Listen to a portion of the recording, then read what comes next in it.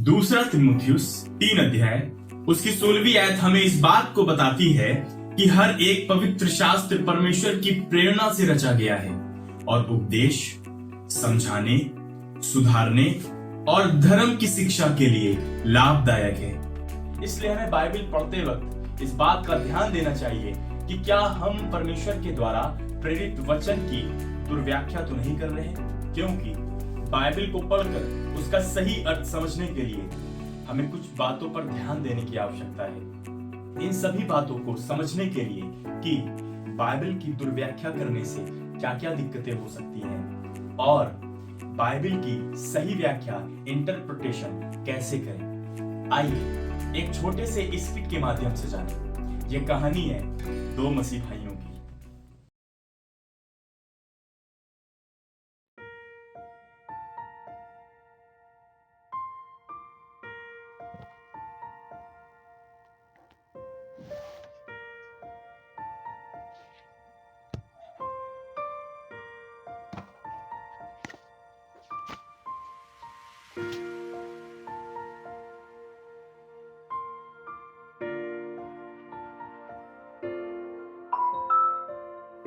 ये किसका मैसेज हो सकता है?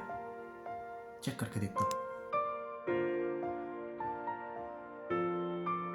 ये अच्छा वीडियो है, अपने दोस्त को भेजता हूँ।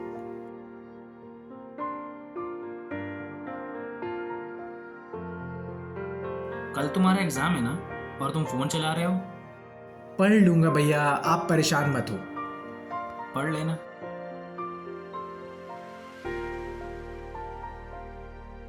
काफी देर से देख रहा हूँ कि तुम सिर्फ फोन ही चलाए जा रहे हो। कल तुम्हारा एग्जाम है, तुम्हें पता नहीं है? देखिए भैया, आप परेशान मत होइए, मैं पास हो जाऊंगा, परमेश्वर मेरे साथ है। देखो, परमेश्वर उनका साथ नहीं देते जो मेहनत नहीं करते हैं। भैया मैं कर लूंगा, आप परेशान मत होइए।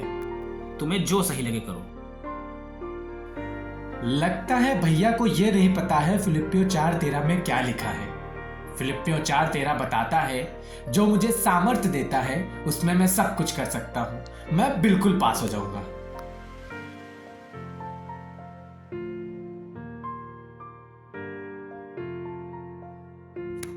काश मैं पढ़ लेता।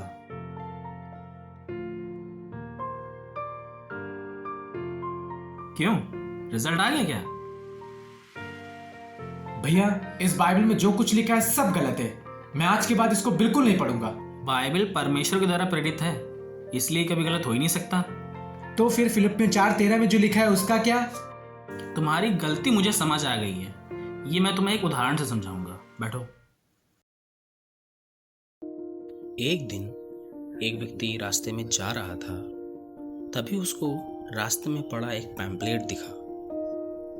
उसमें किसी दुकान का ऐड था जिसमें हर एक चीज़ों पर 90% डिस्काउंट दिया हुआ था।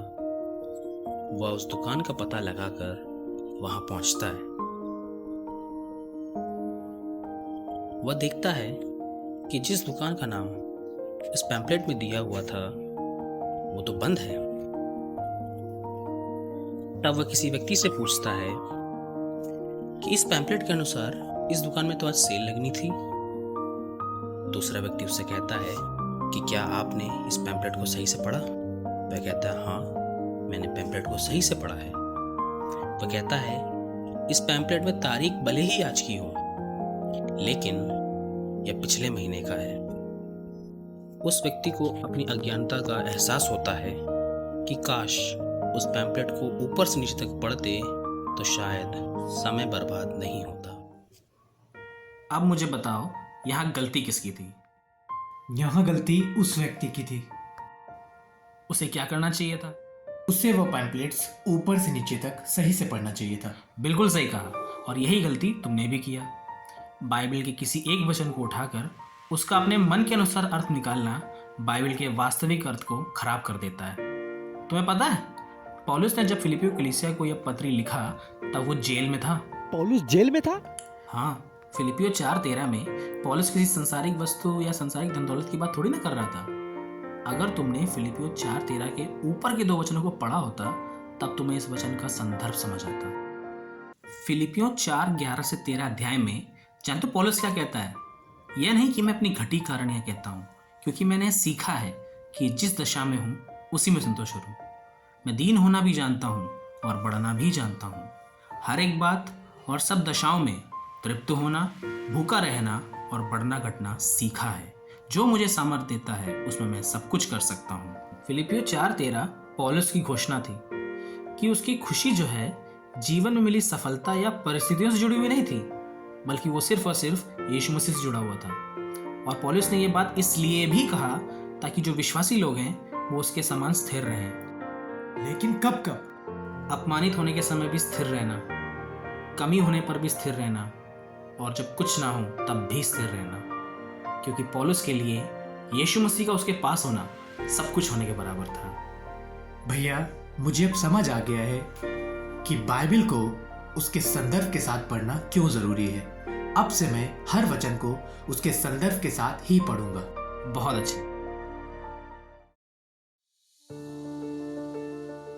जैसा कि आपने देखा, यदि हम बाइबल के वचनों की दुर्व्याख्या करते हैं तो हमें उस वचन का सही अर्थ कभी समझ नहीं आएगा, और हमारी जिंदगी में बाइबल के वचनों की दुर्व्याख्या करने से क्या प्रभाव हो सकता है वो भी हमने देखा। इसलिए बाइबल को पढ़ते समय इन 4 बातों का ध्यान हमेशा रखें।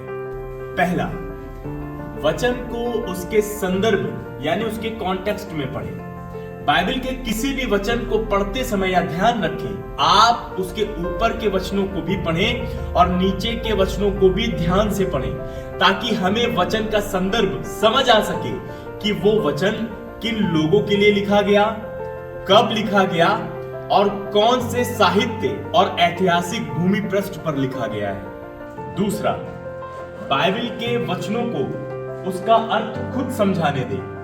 यदि हम वचनों को पढ़कर उसका अपने मन के अनुसार अर्थ निकालते हैं, तब हम बाइबल के वचनों की दुर्व्याख्या कर रहे होते हैं, और इसका हमारे विश्वासी जीवन पर कितना प्रभाव पड़ता है यह आपने अभी देखा। इसलिए वचनों को पढ़ते समय इस बात का ध्यान रखें। तीसरा, बाइबल पढ़ते समय शैलियों का ध्यान दें, जैसे कि भविष्यवाणियां, ज्ञान साहित्य, उपदेश, पत्रियां इत्यादि।